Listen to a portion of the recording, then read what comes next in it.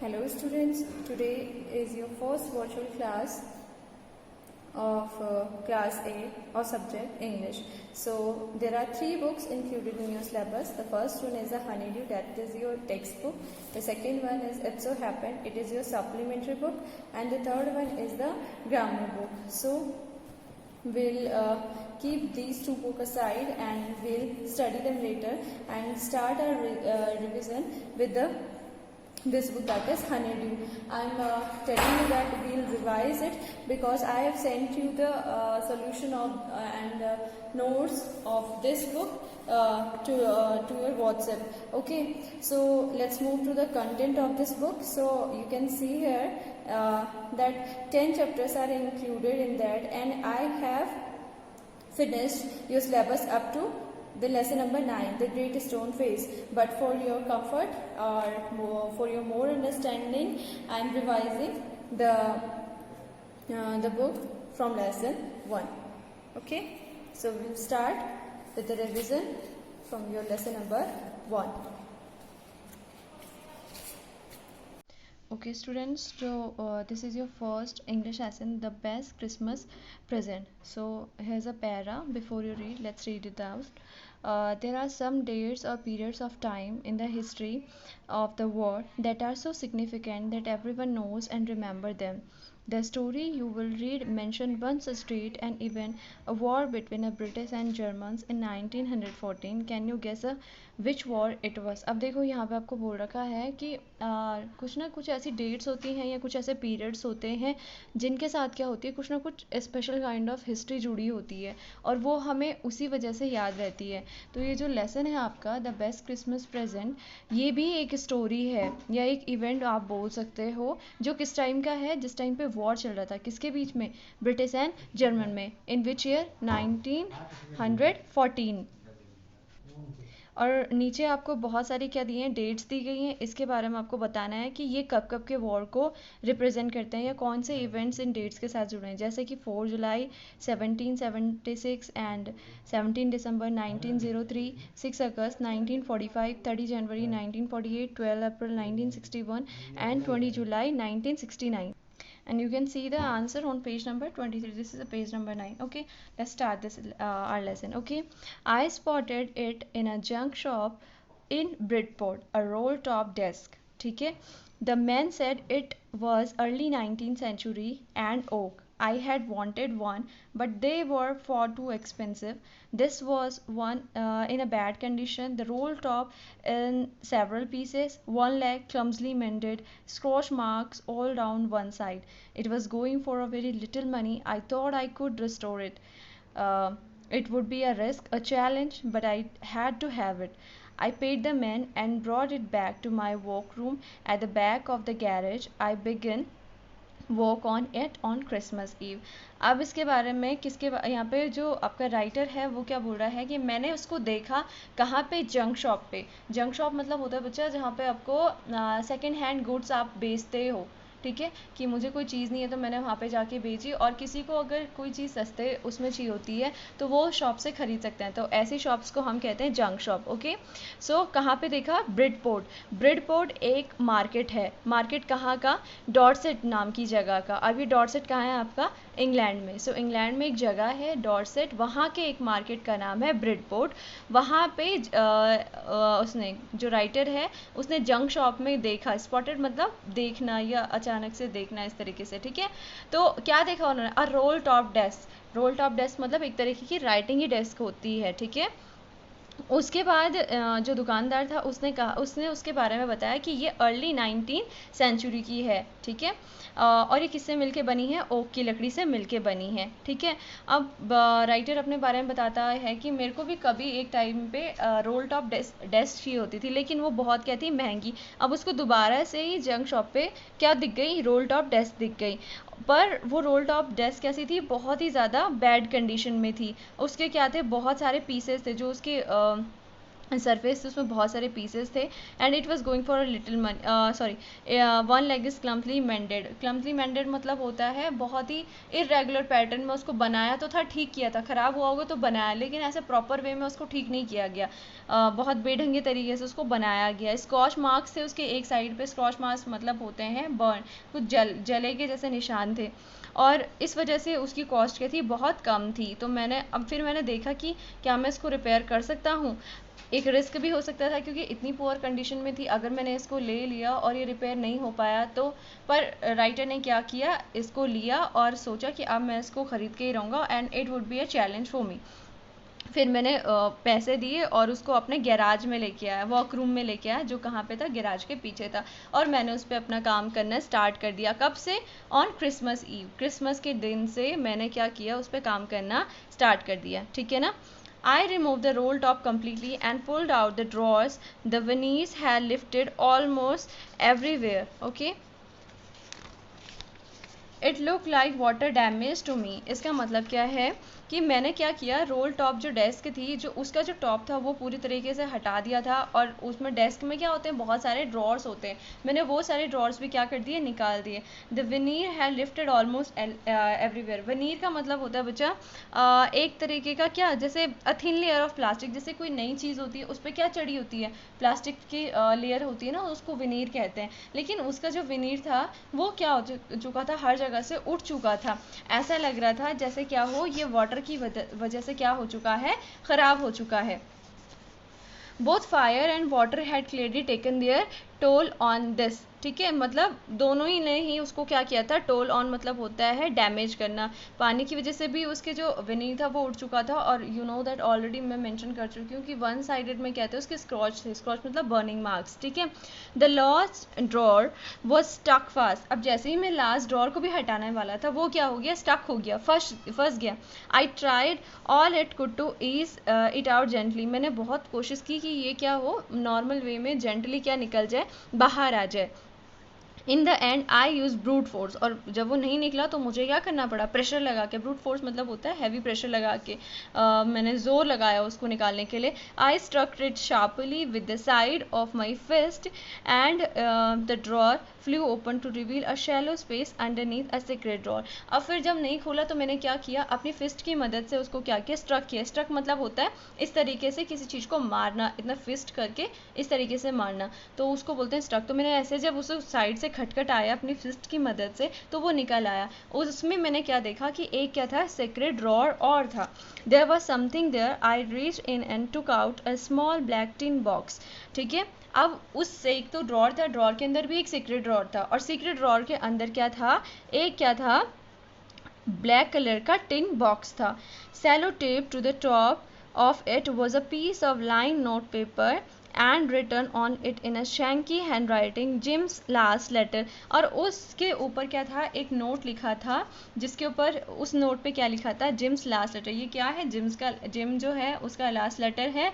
ये मुझे कब रिसीव्ड कब हुआ, 25 जनवरी 1915 में, and to be buried with me when the time come. अब मतलब ये जब ये बोल रहा है, उस लेटर में लिखा था कि ये मेरे साथ, जिसके लिए भी वो लेटर लिखा होगा उसने बोला कि जब मैं मरूंगा तो ये मेरी कब्र के साथ ही क्या होना चाहिए, दफन होना चाहिए, ये उसमें लिखा था।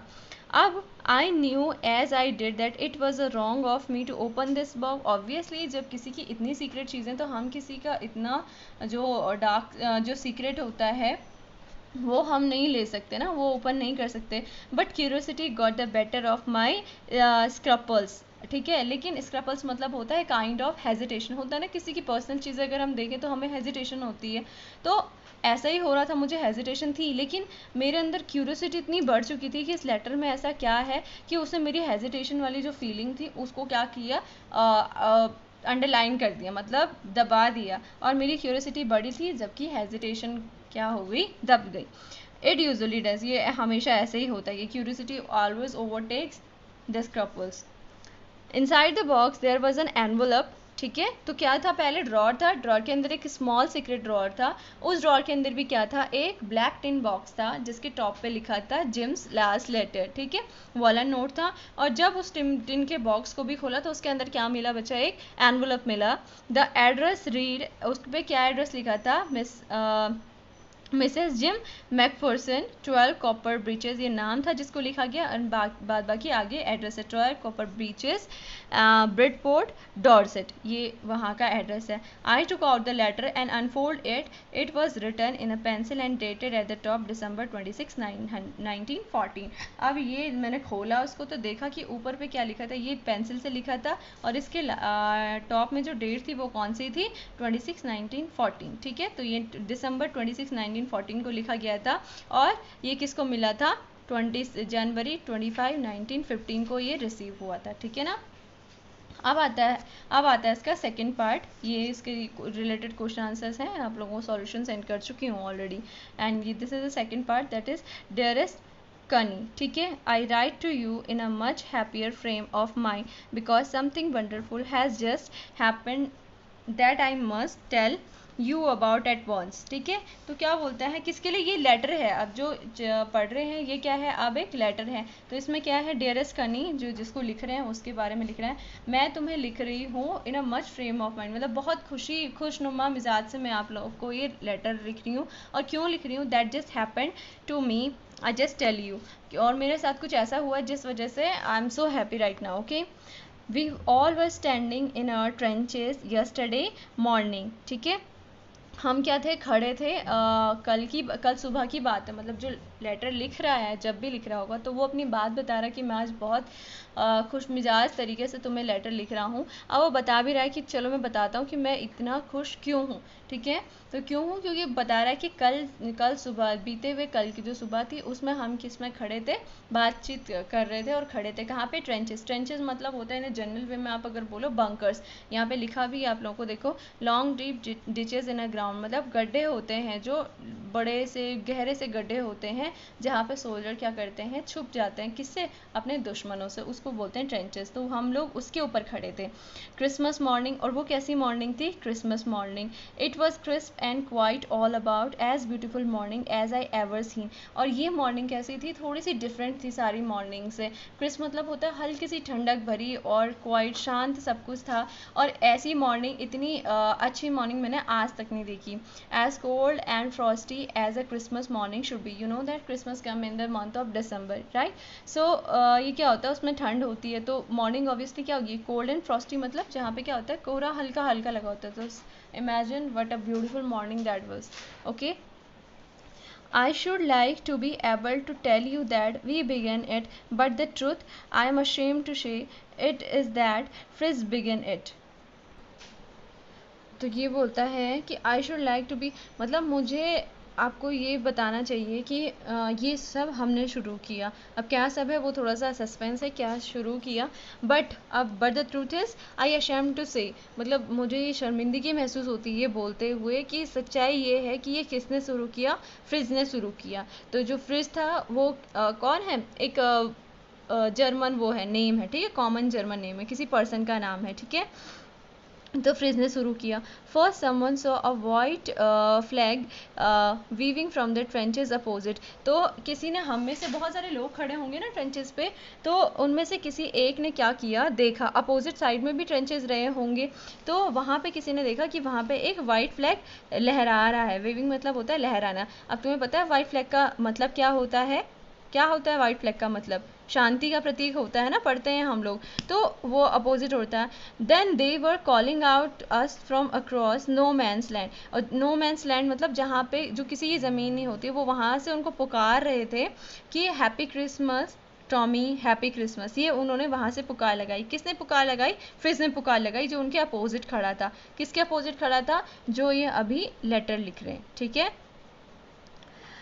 Happy Christmas, we got surprise, हाँ, we when we had got over the surprise some of our shouted back, और एकदम से क्या हुआ, हम लोगों को सरप्राइज हुआ, शॉक लगा कि ये ऐसा कैसे कर सकते हैं, मतलब ना जब बातचीत कुछ नहीं है, अपोजिट साइड में है, हम लोगों के इमेज यू कैन से, तो ये कैसे ऐसे कह सकते हैं। फिर लगा कि चलो ठीक है, हम भी इनको क्या कर देते हैं, जब विश कर रहे हैं तो हम भी करते हैं, तो हमने कॉल रिकॉल किया सेम टू यू फ्रेज, ठीक है। तो अब आपको समझना चाहिए जो टॉमी है वो जो इंग्लैंड से हैं, ठीक है, और जो फ्रिज है it is a German name. तो पीछे पढ़ा था ना हमने कि 1914 में क्या हुआ था, ब्रिटिश एंड जर्मन का क्या हुआ था, वॉर हुआ था इन दोनों के बीच में। तो ये हो गए कौन से, जर्मन वाली जो सोल्जर्स हैं वो, और टॉमी कहाँ के सोल्जर्स हो गए, इंग्लैंड के सोल्जर्स, ठीक है।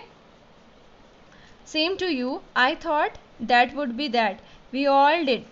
But then suddenly one of them was up there in the grey greatcoat and waving a white flag। और जैसे ही हम लोग बात कर ही रहते कि चलो ठीक है हम लोग भी ऐसे ही बोल रहे हैं, तो उनमें से क्या हुआ, एक ग्रेट कोट पहने हुए जो लॉन्ग कोट होता है वो ऊपर उठे और उन्होंने क्या वेव किया, क्या लहराया, white flag.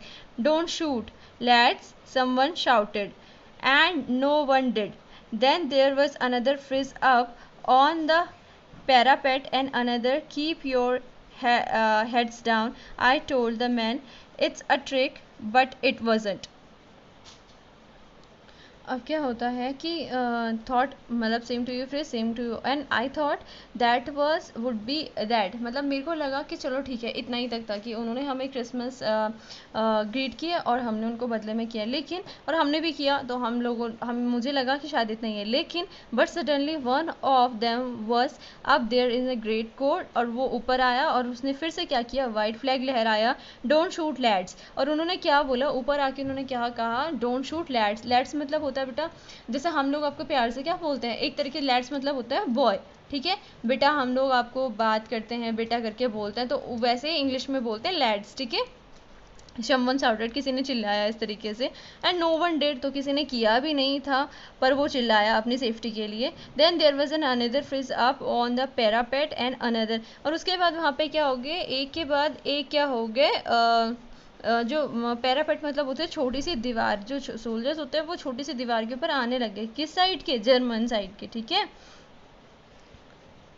I told the man it's a trick but it wasn't, मैंने अपने दोस्त को कहा कि देखो कीप योर हेड्स डाउन, कि अपने हाथ क्या करो, हेड्स डाउन मतलब होता है कि हाथ नीचे करो, and I told the man कि it's a trick but it wasn't, मैंने उनको बोला भी कि अपने हाथ नीचे करो और ये क्या है, एक तरीके की ट्रिक है। यहाँ पे फ्रिज जो है जो जर्मन सोल्जर्स को रेफ़र किया गया, ठीक है ना, और टॉमी जो है ये किसको रेफ़र किया गया, आपके ब्रिटिश सोल्जर के लिए रिप्रेजेंट किया गया, ठीक है।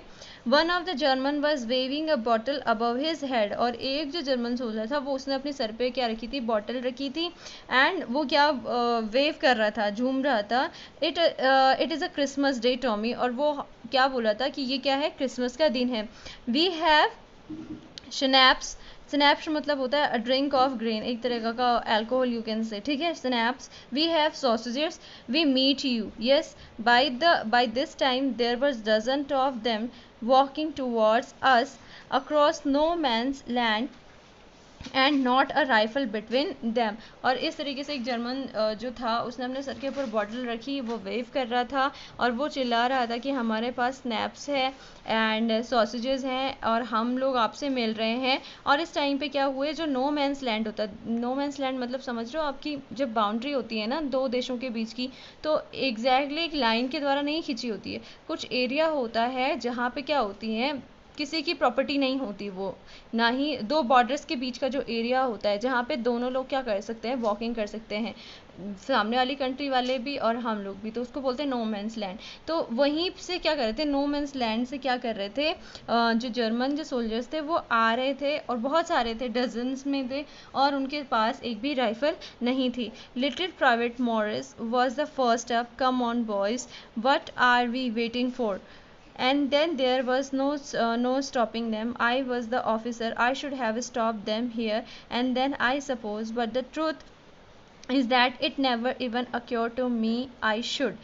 All along their line and ours I could see men walking slowly towards one another, grey coats, khaki coats meeting in the middle, and I was one of them. I was part of this. In the middle of the war we were making peace. अब देखो कि उस time पे चल ही रहा था होगा war, एक तरीके से कंडीशंस ऐसी थी। तो ये ऑफिसर था जो ये लेटर लिख रहे हैं वो क्या है, एक ऑफिसर है, ठीक है। सो वो बोलते हैं कि इस तरीके से वो हमारे नज़दीक ही आ रहे थे, सारी बाउंड्रीज़ को क्रॉस कर रहे थे। ग्रे कोट्स और जो खाकी जो ड्रेस थी वो आपस में मिल रही थी। मेरे एक ऑफिसर होने के नाते मुझे उन्हें वहीं पे रोक देना चाहिए था, लेकिन मैंने उनको वहाँ पे नहीं रोका। ठीक है। You can't imagine, dearest Connie, my feelings as I looked into the eyes of his officer who approached me, hand outstretched. Hans Wolf, he said, gripping my hand warmly and holding it. I am from Dusseldorf. I play the cello in the orchestra. Happy Christmas. देखो अब जो मैं भी गया, बोल रहे हैं ना कि मीट करने लगे दोनों कंट्रीज़ के सोल्जर्स, तो मैं भी गया और बोल रहे हैं कि मैं इमेजिन भी नहीं कर सकता था कि मेरे सामने जो वो आए, जो ऑफिसर आए, कहाँ से, जर्मन जो वो थी, जर्मन आर्मी थी, उनके ऑफिसर थे, फ्रिज ऑफिसर, यानी जर्मन आर्मी के लिए बोला जा रहा है, वो भी ऑफिसर रैंक के होंगे। तो उन्होंने क्या किया, मुझसे हैंड शेक किया और उन्होंने अपना परिचय देते हुए क्या कहा, हैंस वोल्फ, उसका नाम क्या था, हैंस वोल्फ। और उन्होंने मेरा हाथ किया और ऐसे जब हम शेक करते हैं तो ऐसे मूव करना होता है ना, तो वैसे उन्होंने किया और बहुत जोशीले तरीके से उन्होंने ऐसा किया और बताया कि मैं कहाँ से हूँ, डसेल्डॉर्फ से। ठीक है। और मैं क्या बजाता हूँ, सेलो बजाता हूँ। सेलो मतलब अ काइंड ऑफ, यहाँ पे देखो आप लिखा है, a musical instrument like a large violin की तरह एक इंस्ट्रूमेंट होता है, किसमें, ऑर्केस्ट्रा में। और मुझे विश किया, क्या किया wish, happy Christmas. Captain Jim McPherson, I replied, and a happy Christmas to you. अब देखो, अब जब उसने क्या बोला था, जो समझ आया इतना कि दो सेनाएं थी, सामने कौन सा बॉर्डर था, जर्मन का, उसके बीच में था नो मैंस लैंड, और इधर कौन थे, इंग्लैंड वाले। लेकिन क्रिसमस के डे पे वहाँ से शुरुआत हुई थी, पहल सामने से हुई थी, फिर इन्होंने भी अच्छे से रिप्लाई किया और दोनों लोग आके कहाँ पे मिले, नो मैंस लैंड पे मिले। और ऑफिस से ये जो लिख रहे हैं, राइटर हैं, क्या नाम है इनका, मैकफर्सन। ठीक है। तो और इन्होंने लेटर किसको लिखा था, कनी को लिखा था। ठीक है।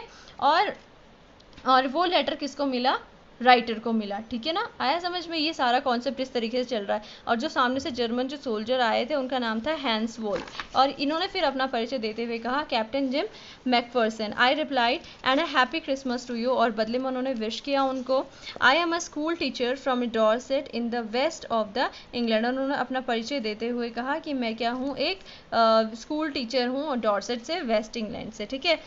Dorset, he smile, I knew this place, I know it very well. तो सामने जो वो थे, हैंस वोल्फ थे, उन्होंने कहा कि डॉर्सेट को, एक जो जगह है उसको मैं बहुत अच्छे से जानता हूँ।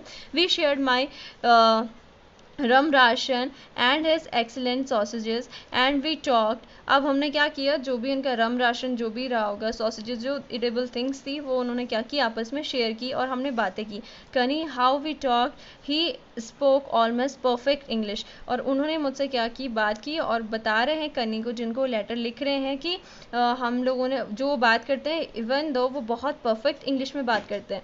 But it turned out that he had never set foot in Dorset, never ever been to England. He had learned all he knew of England from the school and from reading books in the English. His favorite writer was Thomas Hardy. His favorite book of Far from the Madding Crowd. तो उन्होंने बताया भी कि जब उन्होंने यहाँ से बाहर, जैसे वो यहाँ से गए तो उन्होंने दोबारा यहाँ कदम नहीं रखा, लेकिन वो बताते हैं कि मैंने कैसे इंग्लैंड में अपनी पढ़ाई करी थी, कौन सी मेरी इंग्लिश की बुक थी, कौन से मेरे फेवरेट राइटर थे, ये सारी चीज़ें उन्होंने बताई। उनके फेवरेट राइटर जैसे थॉमस हार्डी थे, उनकी जो फेवरेट बुक है वो far from the madding crowd है।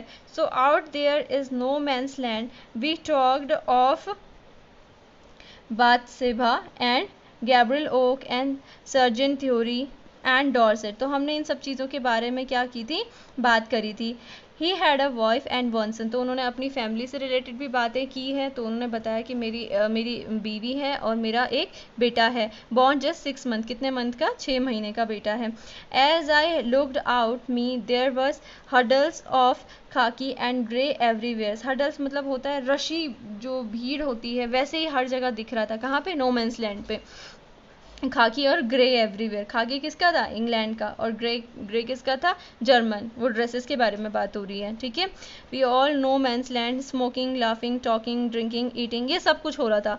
Hence Wolf and I share what was left in your wonderful Christmas cake. Connie, he thought the marzipan was the best he had ever tasted. I agreed. अब जब cake पे बात हुई तो उन्होंने बात किया कि मेरा जो फेवरेट वन है वो क्या है, मार्जिफन है। मार्जिफन मतलब क्या होता है, एक तरीके से केक जिसपे किसकी कवरिंग होती है, एग्स, आलमंड्स एंड शुगर की कवरिंग की जाती है, ठीक है। And he was my enemy, we agreed about everything and he was my. तो देखो बेस्ट बात क्या है कि वो मेरा क्या है, दुश्मन है, लेकिन फिर भी हम क्या थे, एक दूसरे की सारी बातों पे सहमत थे। There never was a Christmas party like it Connie. तो वो बता रहा है कनी को कि ऐसी क्रिसमस पार्टी तो आज तक हुई नहीं है जैसी क्या हुई, कल हुई। Then someone, I don't know who, bought out a football. Great coats were dumped in the piles to make the goal post, and the next thing we knew it was Tommy against Fizz out in the middle of no man's land. और उनमें से किसी ने क्या लेके आई, एक football लेके आई, फिर उन्होंने क्या किया, फुटबॉल के जो गोल पोस्ट थे वो सेट किए, और उसके बाद ऑब्वियसली टीम अगेंस्ट क्या होनी थी, एक साइड क्या होने थे, फिज ने होना था, और दूसरी साइड किसने होना था, टॉमी ने होना था, ठीक है। टॉमीज जितने भी थे कहाँ पे, नो मैंस लैंड पे। Hanswolf and I looked on and cheered, clapping our hands and stamping our feet to keep out the cold as much as anything, ठीक है। तो हम लोग एक दूसरे पे थे, खुश मिजाज थे, और कोशिश कर रहे थे कि हम लोग क्या करें, एकदम से वो एरोगेंट नेचर ना आए, ठीक है, खुश रहने की कोशिश करते। There is a moment when I notice our breath mingling in the air between us, he saw it too and smile, Jim McPherson, he said after a while, I think this is how we should resolve this war। और एक time आया कि हम खेलते खेलते क्या होने लगी, हमारी सांसें फूलने लगी, तो हम करते ना जोर से सांसें लेते हैं, ठीक है, तो वैसी होने लगी। तो उस टाइम पे मैंने हैंस वॉल्फ को देखा, हैंस वॉल्फ ने मुझे देखा, किसको, जिम मैकफर्सन को। और हम लोगों ने एक दूसरे पे देख के यही सोचा कि शायद इसी तरीके से इस वॉर को क्या करना चाहिए, ख़त्म करना चाहिए। A football match, no one dies in the football match, no childrens are orphaned and no wifes become widows. एक ऐसा सॉल्यूशन जिसमें क्या हो, किसी की डेथ ना हो, ना ही कोई बच्चा क्या हो, अनाथ होगा, और ना ही किसी की जो पत्नियां हैं वो क्या हो, विधवा हो, ठीक है। I had preferred cricket, I told him. Then we Tommies could be sure of winning probably. We laughed at that and together we watched the game. और एक बार के मैंने बोला कि चलो फुटबॉल की जगह पे मैं क्या प्रेफर कर सकता हूँ, क्रिकेट प्रेफर कर सकता हूँ, और फिर हमें टॉमीज़ मतलब जो इंग्लैंड के जो सैनिक हैं उनको हराने से कोई नहीं रोक सकता। फिर हम एक साथ हंसे और फिर हमने क्या किया, गेम को साथ में देखा। सैड टू से कनी, फ्रिज वॉन 2-1, और 2-1 गोल का जो वो था उससे कौन जीत गया, फ्रिज जीत गए। But as Hans Wolf generously said our goals was wider than theirs, so it wasn't quite fair। तो उसने खुद ही बोला, हैंस वॉल्फ ने कहा कि देखो हमारे गोल जो थे वो बड़े थे और उनके क्या है सामने वालों के छोटे, तो ये अनफेयर एक तरीके से। The time came and all too soon when the game was finished, the snaps and the rums and the sausages had long since run out and we knew it was all over। फिर उसके बाद एक time आया, बहुत जल्दी हमें लगा नहीं, लेकिन गेम भी ख़त्म हो गया, साथ साथ जो हमारी खाने की थिंग्स थी जब तक वो चलती रही तब तक हम लोग एंजॉय करते रहे, और एक टाइम पे हमें लगा कि चलो अब बहुत हो गया, इतना ही हो सकता था। I wish Hans well and told him I hoped he would see his family again soon। तो वो soon बोलता है कि मैं उम्मीद करता हूँ ये हैंस और आपकी फैमिली से मुझसे मेरी क्या हो, जल्द मुलाकात हो। That the fighting would be and we could all go home. तो क्या हो, लड़ाई जल्द से जल्द ख़त्म हो और हम लोग क्या हो सके, अपने घर वापस जा सके। I think that is what every soldier wants on both side, Hans Wolf side. फिर वो बोलता है, हैंस वॉल्फ इस पर क्या बोलता है कि दोनों साइड से वॉर दोनों सोल्जर्स ही करते हैं, लेकिन हर एक सोल्जर क्या चाहता है, यही चाहता है कि वॉर ख़त्म हो और हम अपनी फैमिली से मिलने जाएं। Take care Jim McPherson, I shall never forget this moment nor you. तो वो और आगे क्या बोलते हैं कि ठीक है आप अपना ध्यान रखिएगा और हम ये मोमेंट ना ही मैं शायद भूल पाऊँ और ना ही आप भूल पाओगे। He saluted and walked away from me slowly unwillingly I felt. मतलब वो चाहते नहीं थे लेकिन उनको क्या था, वो सैल्यूट करके मुझे वहाँ से चले गए, वहाँ से सैल्यूट किया और बहुत ही प्रॉपर वे में वहाँ से चले गए, ठीक है। आई फेल्ट, मुझे ऐसा लगा कि वो ऐसा चाहते नहीं थे, ठीक है। He turned to wave just once and then became one of the hundreds of the grey coat men drifting back towards their trenches। ठीक है, और उसके बाद वो गए, उनके पीछे जो उनकी ट्रूप्स थी, जो भी ग्रे कोटेड वो थे, वो भी क्या हो गए, मार्च कर गए उनके पीछे, ठीक है। That night, back in our dugouts, we heard them singing a carol and singing it quite beautifully. It was Style Nach Silent Night. Our boys gave them a rousing chorus of while shepherds watched. We exchanged carols for a while and then we all fell silent. We had our times of peace and goodwill, a time I will treasure as long as I live.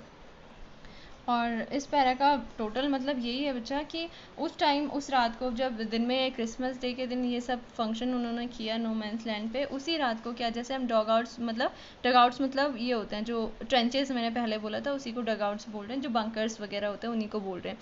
तो उस time पे हम जब रात का समय था तो हमने क्या सुना, उनको क्या गाते हुए सुना, कैरोल गाते हुए सुना। कैरोल मतलब होता है एक तरीके से जो क्रिसमस ईव पे जो सॉन्ग गाया जाता है उसको कहता है कैरोल कहा जाता है। तो वो बहुत ब्यूटीफुली उसको गा रहे थे और उसके बाद जब हमने सुना तो हमारी साइड से भी जो हमारे बॉयज़ थे उन्होंने भी उनको कोरस दिया, मतलब बैकग्राउंड जो साउंड होती है वो दिया, और हम लोगों ने कुछ टाइम तक साथ में क्या गाया, वो कैरोल गाया। और लास्ट में राइटर जो वो है मिस्टर जिम मैकफरसन है, वो ये कहते हैं कि यही वो ट्रीजर था, यही वो खजाना था जिसको मैं इतने टाइम से क्या कर रहा था, ढूंढ रहा था, और ये मुझे कभी भी लाइफ में नहीं मिलता, जो मतलब पूरी लाइफ में ढूंढता गया वो मुझे आज मिला।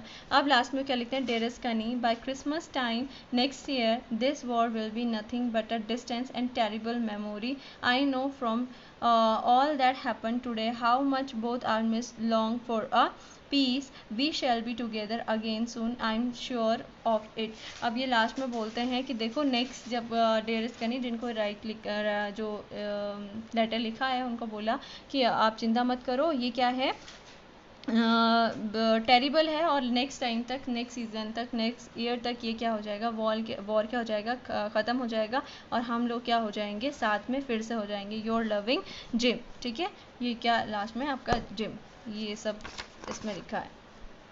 Now move to the third part. I folded the letter again and slipped it carefully back into the envelope. I kept awake all night. By morning I knew what I had to do. I drove into Bridport, just a few miles away. I asked a boy walking his dog where the copper beaches was. House number 12 turned out to be nothing but a burnt out shell। अब देखो क्या होता है कि जैसे ही उन्होंने ये letter पढ़ा तो उनको पता चल गया था कि ये क्या था, मिसेस जो मैकफरसन थे उनके हस्बैंड जो आर्मी में थे, इंग्लैंड आर्मी में थे, सोल्जर थे, ऑफिसर थे सॉरी।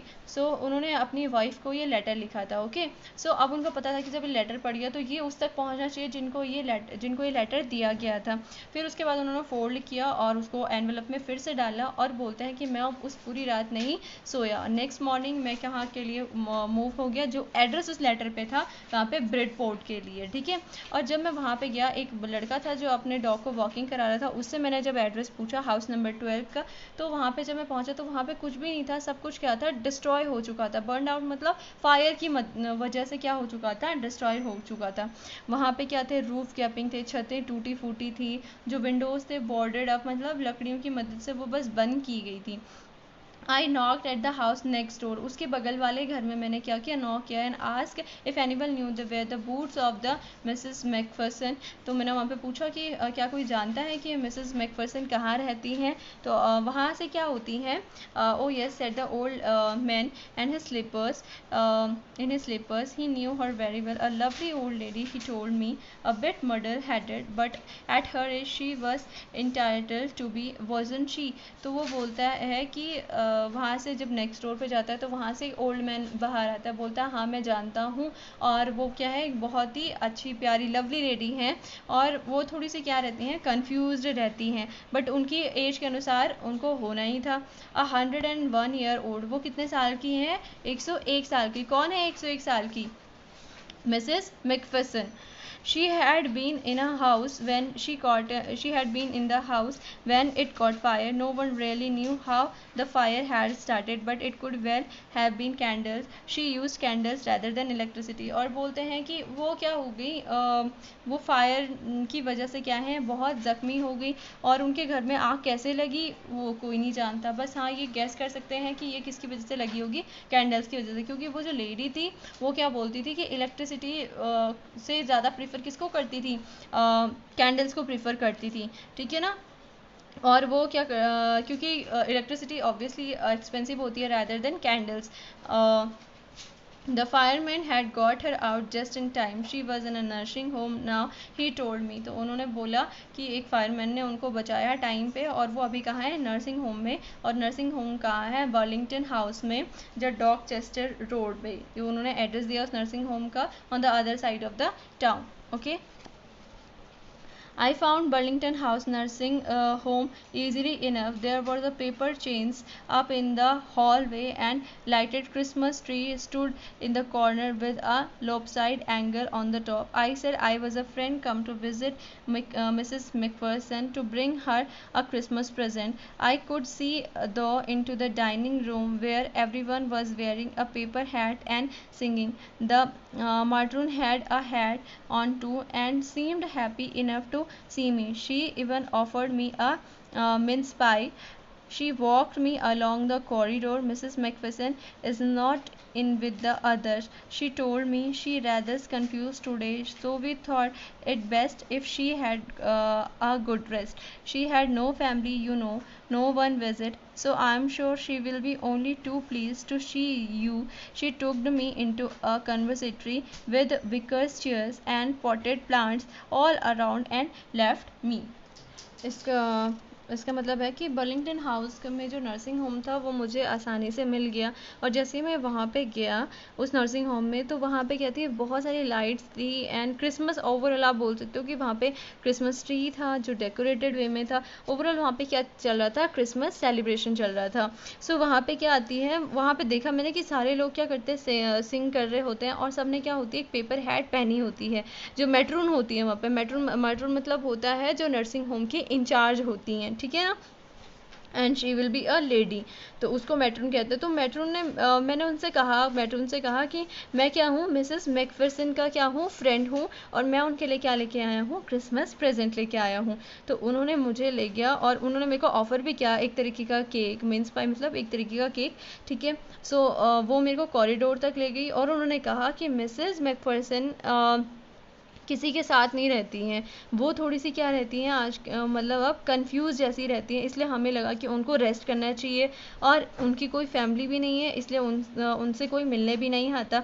इसलिए मैं पूरे विश्वास से कह सकती थी अगर तुम उनसे मिलोगे और कहोगे कि मैं उनका फ्रेंड हूँ, तो वो क्या होंगी, बहुत ही अच्छी मतलब बहुत ज़्यादा क्या हो जाएंगी, खुश हो जाएंगी. ठीक है. She took me in to the conservatory with the wickers chairs and potted plants all around and left me. तो वो मुझे एक जगह लेके जहाँ पे विकर्स चेयर्स थी एंड वहाँ पे प्लांट्स थे बहुत सारे, और फिर वो मुझे वहाँ पे छोड़ के चली गई. कौन छोड़ के चली गई, जो मैट्रून थी वहाँ पे. ठीक है. Now the old lady was sitting in the wheelchair, her hands folded in her lap. She had a silver white hair pinned into a wispy bun. She was gazing out at the garden. Hello, I said. She turned and looked up me vacantly. ठीक है. तो जब मैं वहाँ पे गया तो मैंने क्या देखा, एक ओल्ड सी लेडी है जो व्हीलचेयर पे बैठी है, और उनके हाथ क्या है, उनके गोद में रखे हैं. उनके जो बाल है वो पूरी तरीके से सफ़ेद हो चुके हैं, और उसका क्या बनाया है, एक जूड़ा जैसे उन्होंने बनाया है, और वो क्या देख रही हैं, गार्डन की ओर देख रही हैं. मैंने उनसे कहा हेलो, और उन्होंने मेरी तरफ मुड़ी और कुछ नहीं कहा, सिर्फ मुझे क्या किया, देखा. फिर मैंने कहा हैप्पी क्रिसमस कनी. आई वेंट ऑन, और मैंने कहा हैप्पी क्रिसमस कनी, और मैं धीरे धीरे क्या हुआ, आगे बढ़ा. I found thing. I think it's yours. As I was speaking, her eyes never left my face. I opened the tin box and gave it to her. उसके बाद मैंने वो टिन बॉक्स उनको दिखाकर कहा शायद ये तुम्हारा, और ये कहते कहते उनकी तरफ आगे बढ़ा, और उन्होंने एक पल के लिए भी मेरे चेहरे से नज़रें नहीं हटाई. I opened the tin box and gave it to her. उसके बाद मैंने क्या किया, वो टिन बॉक्स उनको दिया. That was the moment her eyes lit up with the recognition and her face became suffused with a sudden glow of happiness. I explained about the dress, about how I found it, but I don't think she was listening for a while. She said nothing but stroked the little tenderly with her fingertips. Suddenly she reached out and took my hand. Her eyes were filled with tears.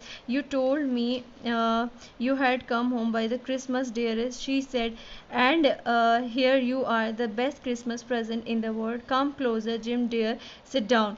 अब क्या होता है कि जैसे ही वो उसको present देता है तो वो उसके चेहरे पे क्या हो जाती है, खुशी दौड़ जाती है उस लेटर या उस टिन बॉक्स को देख के।